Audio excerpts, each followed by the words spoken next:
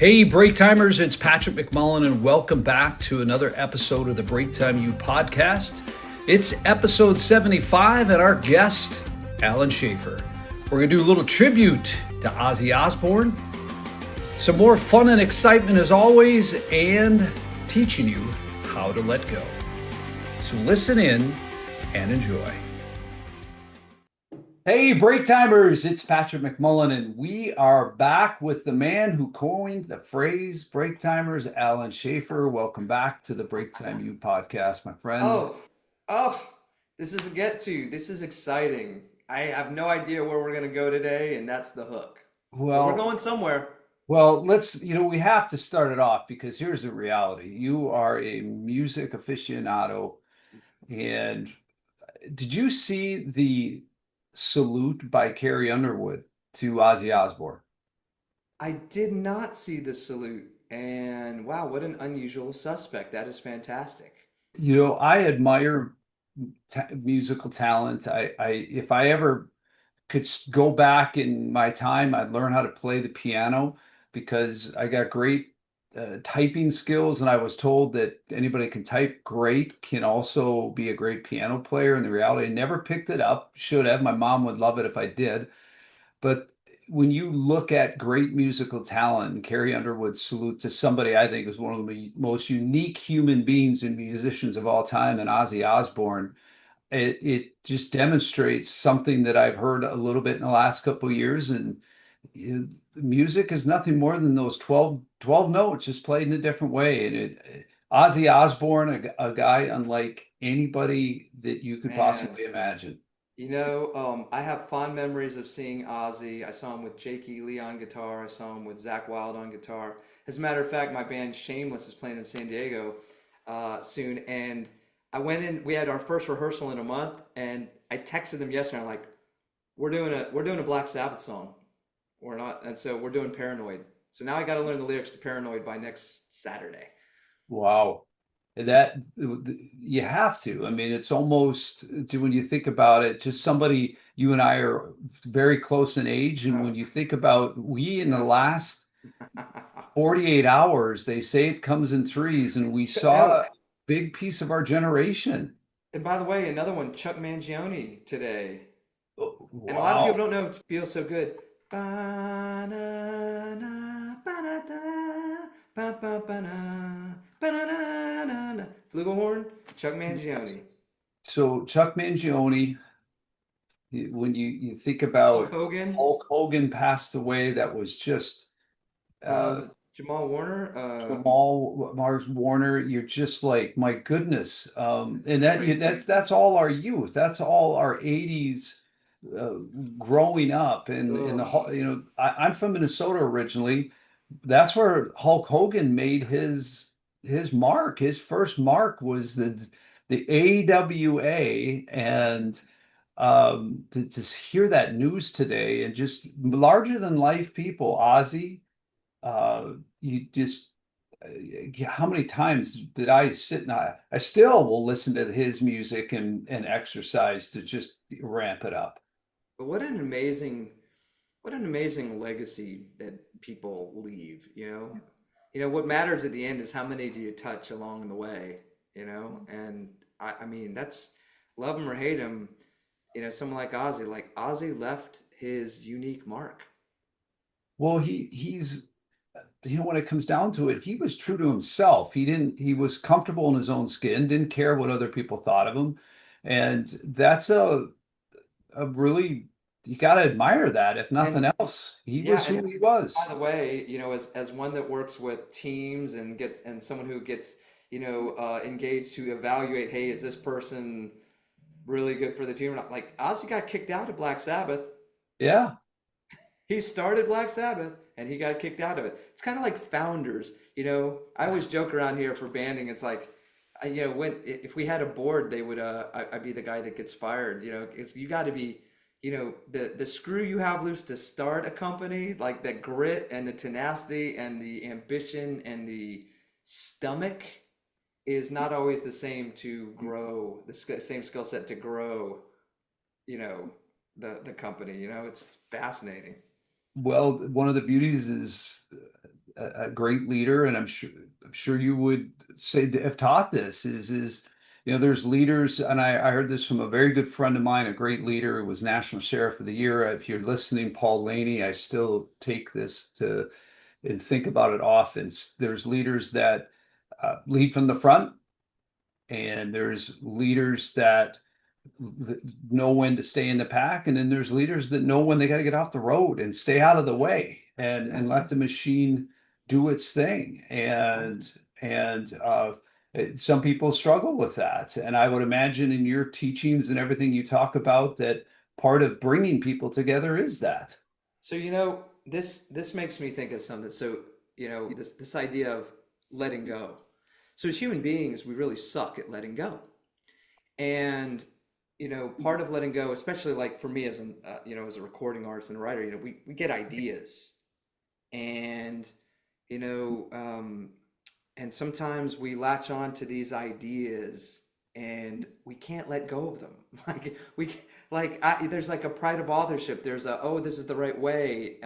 Actually, it reminds me. So there's this idea called killing your darlings, which is letting go of an idea so it can evolve into what it is supposed to be. And as you might suspect, I might have a little story about killing your darlings, man. You ready? Well, that story, folks, when you think of Alan and anybody that's watched his episodes, Polly Pockets is going to end into this Oh, story. don't be a spoiler, man. Come on. I'm going to let you run with this story because it Now you got involves people going. some really cool stuff, some big names, some really cool things. And the end result out of it is it really is a great lesson. And so fire away, tell the story of how ultimately, beginning with the end in mind, Polly Pockets becomes Oh my gosh, I part know of it. Alan's If work. I'm even, I was there and I'm like even going, how is this going to land on Polly Pocket? This is crazy, right? That's nuts. That is. Yeah, well, you count on me for weird stories. Here, this is a weird one. So, but a great one. And again, this is about letting go.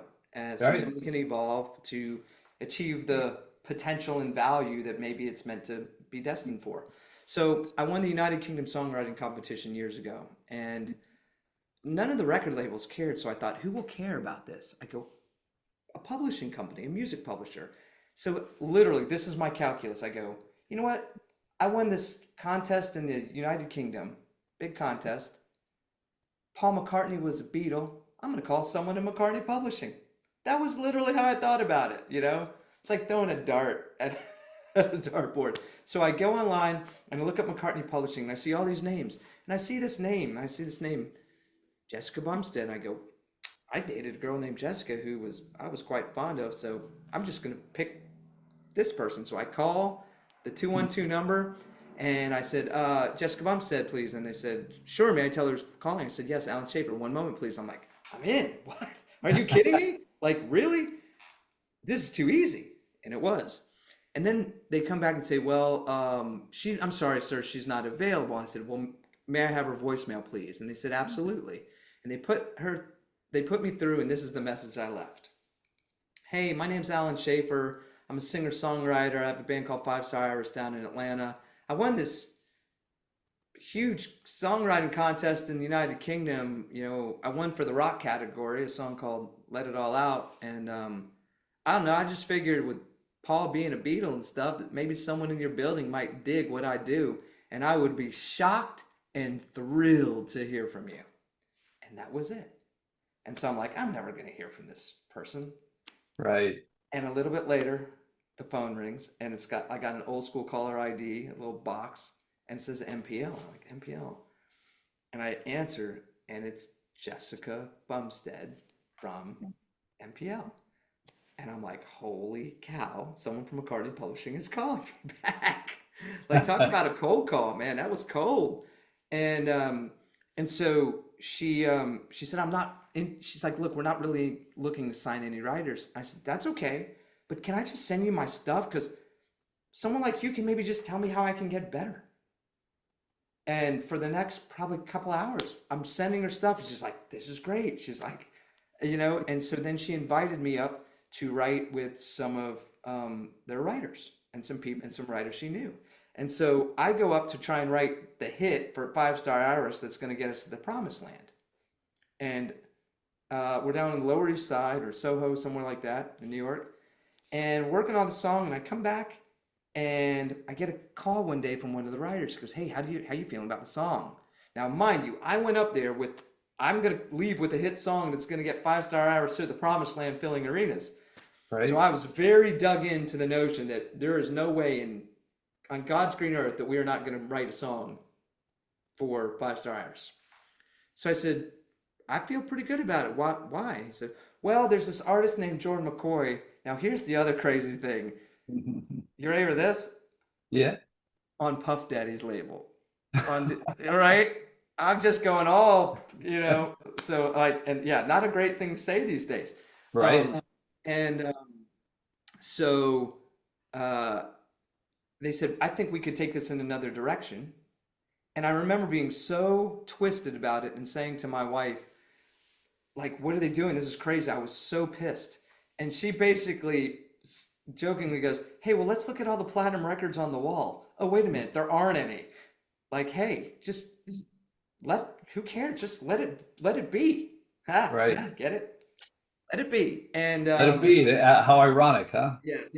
And so next thing I know, they record the song, Jordan McCoy, this artist, and everybody, like, I don't know if you will know this or any of your listeners, but like the biggest songwriter in the world is a woman named Diane Warren.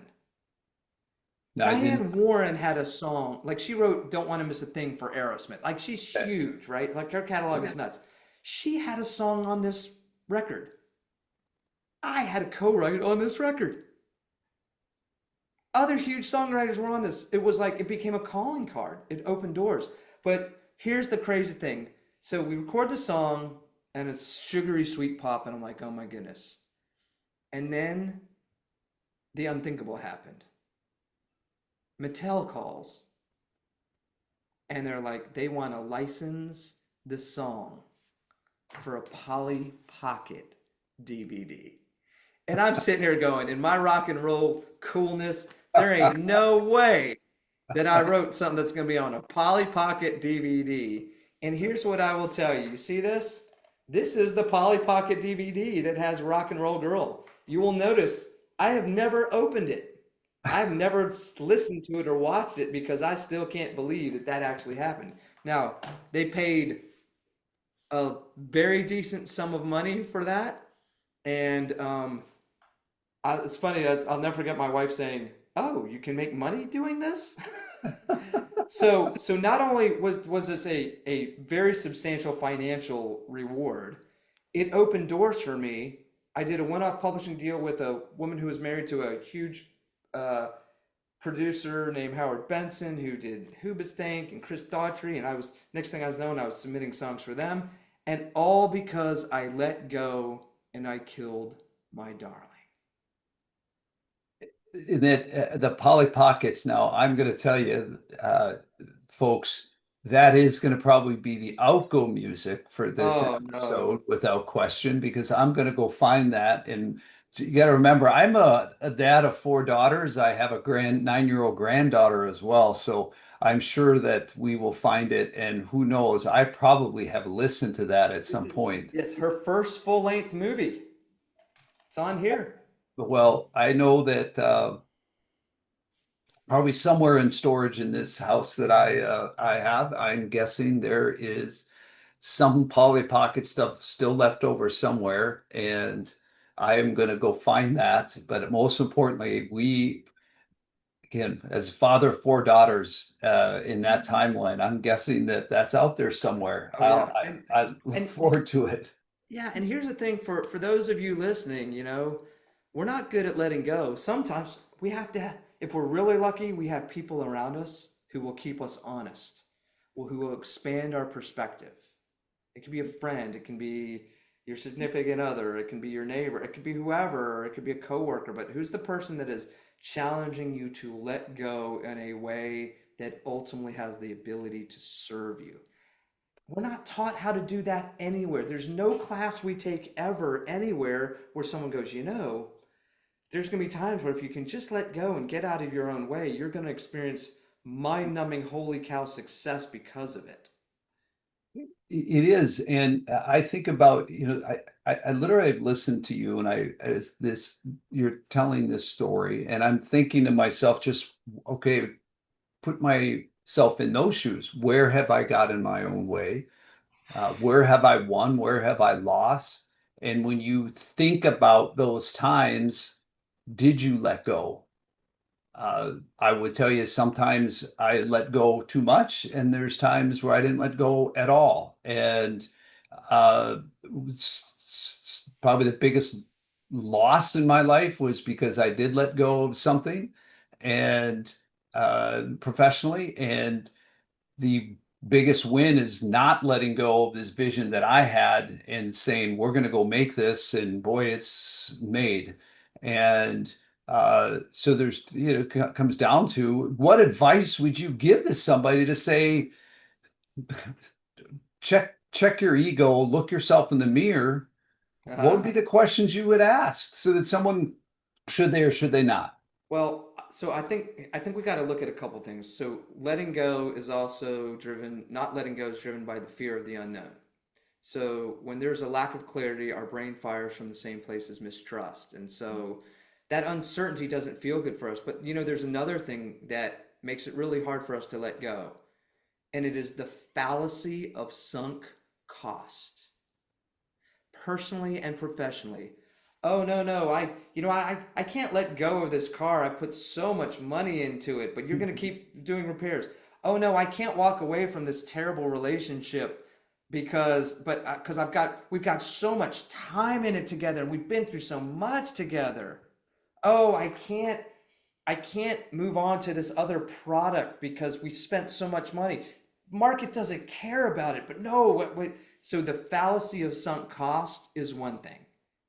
Ego is another thing. Sure, And sure. sometimes we can't let go because we're white knuckled holding on tight because we're comfortable or we just believe that we have the better answer than everybody else. And I tell you, like, the butterfly effect of, I mean, the impact of me letting go changed my life. Like, it changed my What life. do you think was the intersection that just finally got you? Was there something that just happened beyond this Polly Pockets where all of a sudden it just smashed you upside the head and say, I got to do better at that? I don't know that there's any, I think, for me, it's been very episodic, you know?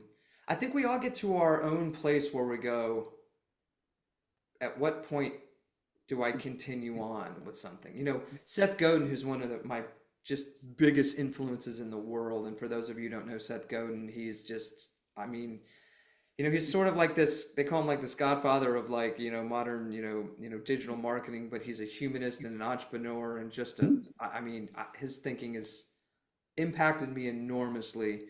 And he has a book called The Dip, and it talks about, like, successful people don't stay in the dip for so long. Like, the dip is a barrier to entry.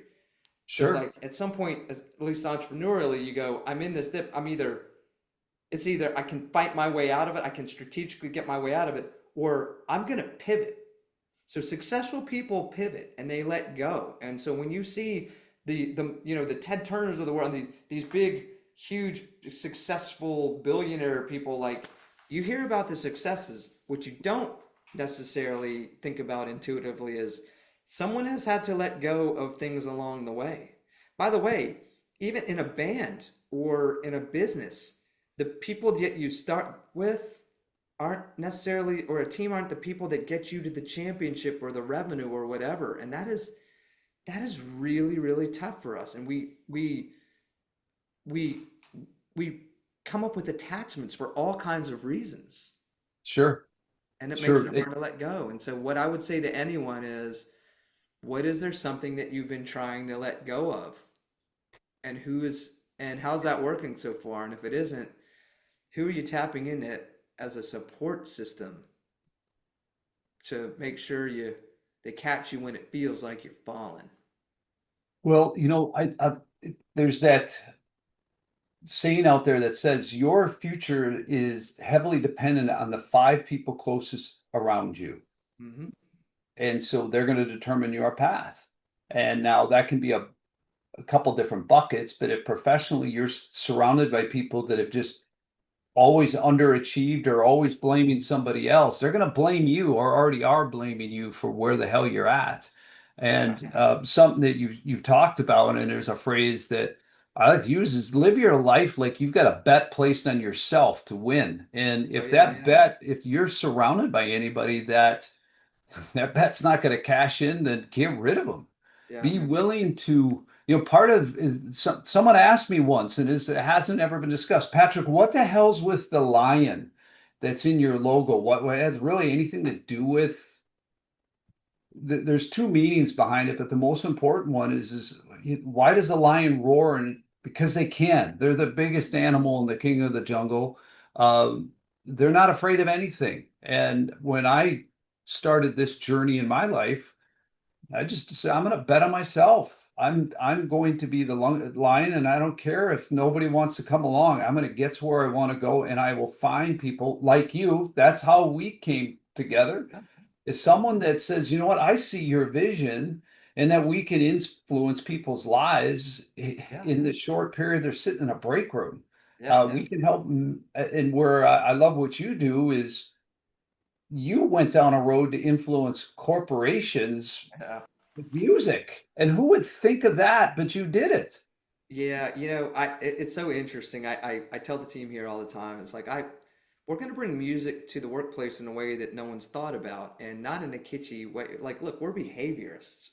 We are using neuroscience. We are using very particular trait level data. We are using 16 years of research and experience of what works and what doesn't work, peppered in with a little scarred but smarter band guy grit, and also maybe some Nobel Prize level thinking from a gentleman named Daniel Kahneman, who we're a big fan of, who wrote a book called Noise. And so, but we've evolved, and again, like, look, I had to let go of the dream to fill stadiums to get to banding.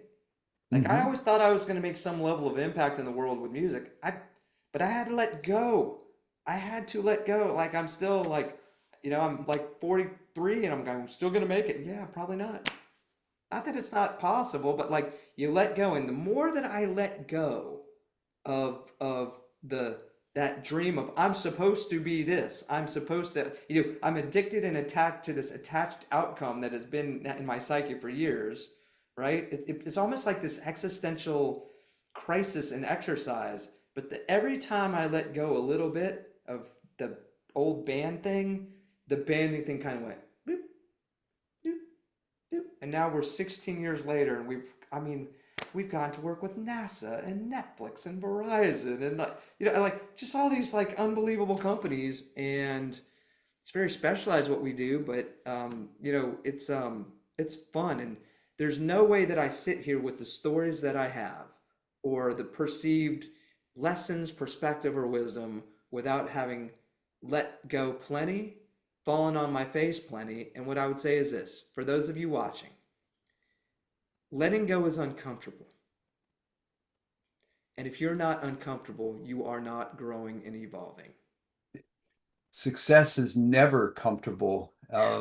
Anybody that knows me for any period of time knows that I just say is find somebody that you know, the most successful person. Think about it. Maybe not we don't want to talk about famous people, but literally, whether it's someone that's in your neighborhood, somebody that's a close friend, and then ask yourself, do they live a comfortable, do they go to work and they just sit there and it's just, feet up on a desk and life's easy? No, it's not. It's No. success is never achieved by doing the minimum. In one of the next episode, we're going to talk about what extra effort what truly is extra effort. Extra effort isn't getting up at 5 instead of 5:15. It's Yeah. beyond that. But the reality is uh success is never comfortable. And I what I love about banding is, as you said, for 16 years, look, I how many times do you think that you were told, oh, what you're doing is never going to work, or it's dumb, or it never be adopted? Yeah, I mean, I was told that, but let's also not forget, I was told the internet was a fad in Yeah, 1995 at the NASDAQ International Business Competition. So, right. like, I'm telling you, man, like, I ain't any smarter, ain't dumber than anyone else. But when you have a vision that maybe is a little ahead of the curve, there's a lot of pain. There's a lot of Mhm. frustration. A Yeah, lot of well, frustration. but I'm also somebody, and whether this is good or bad, I take receipts. And what I do is I let that fuel me. I'm going, if I know I have a product that solves expensive problems, and I think what banding does is solve expensive problems with companies who have the ability to pay your price. Yeah. And the reality is that's what you do. I mean, Yeah. think about the impacts you have made. You're solving for companies, NASA, Verizon, Netflix. Yeah. Those aren't just mom and pop shops down the street. You solved problems that if had they not been solved, the price tag is how much? Yeah, and it's so interesting.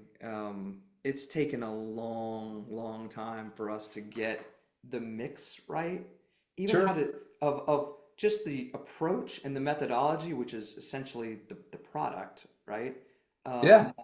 It's taken even longer to then get the story right so the world can understand it.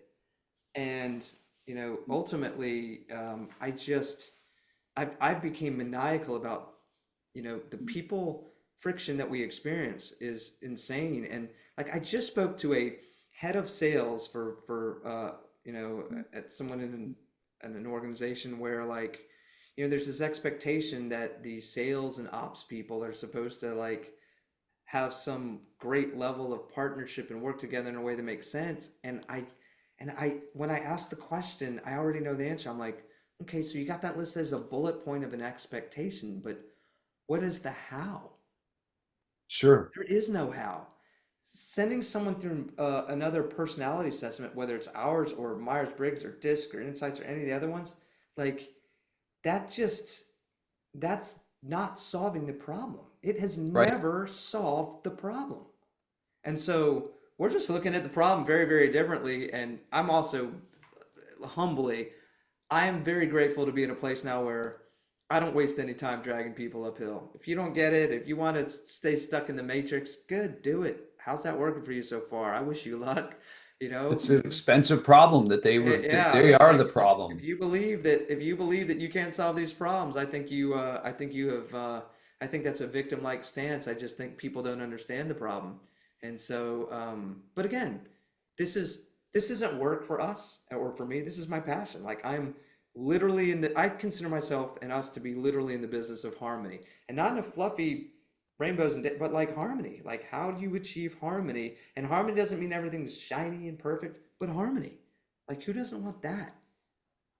Well, it's that challenge that you face that you take on. And when you, that's probably what makes your job enjoyable is one is taking that challenge on and successfully doing it, but also doing something that you love, incorporating Yeah, the and hobby of your lifetime.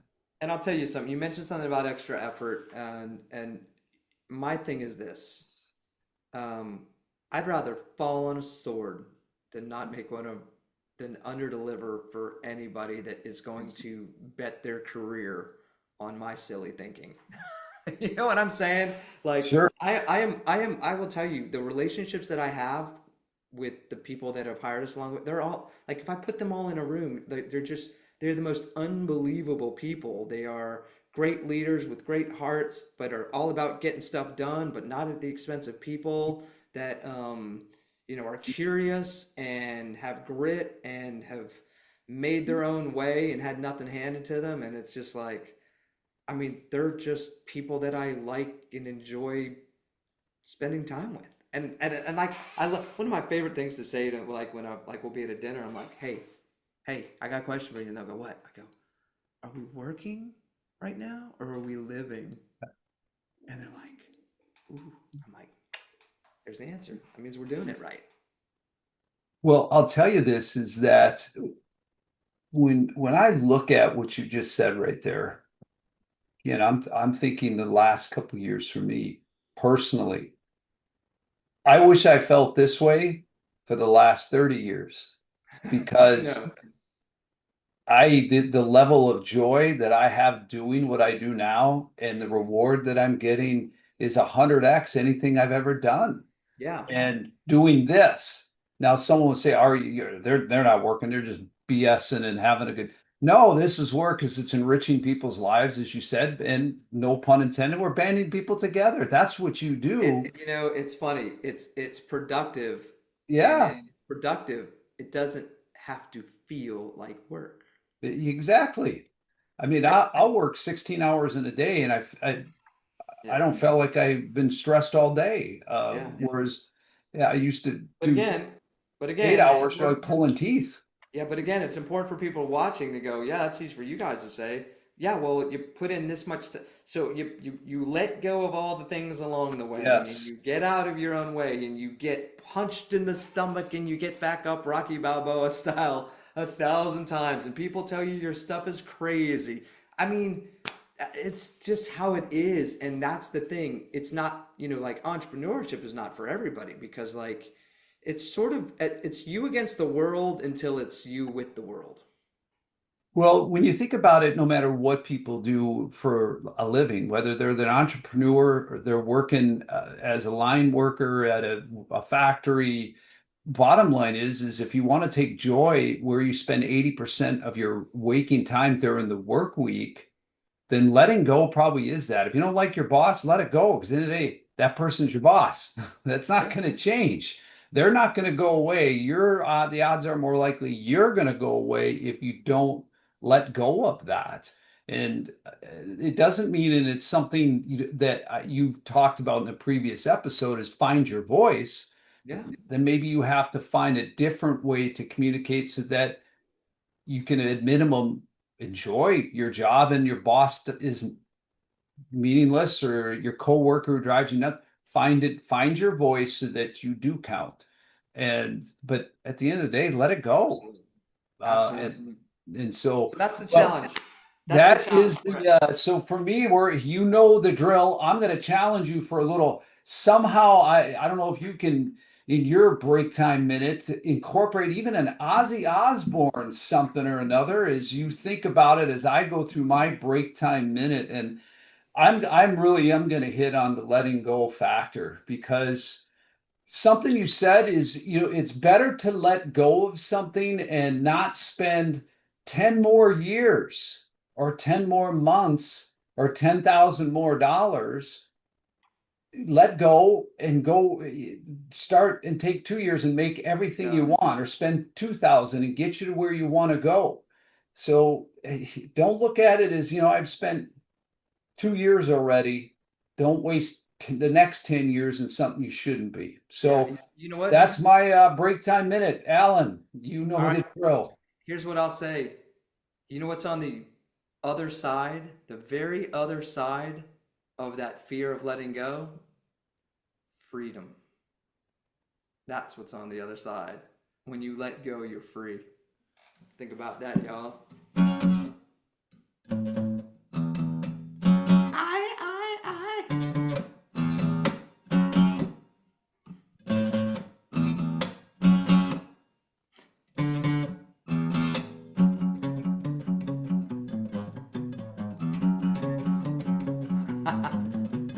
Nothing better.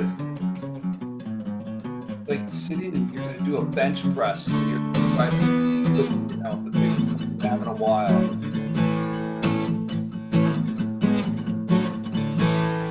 Crazy. That's how it goes. Millions of people live in a world. And maybe it's not too late to learn how to love, get out of hate.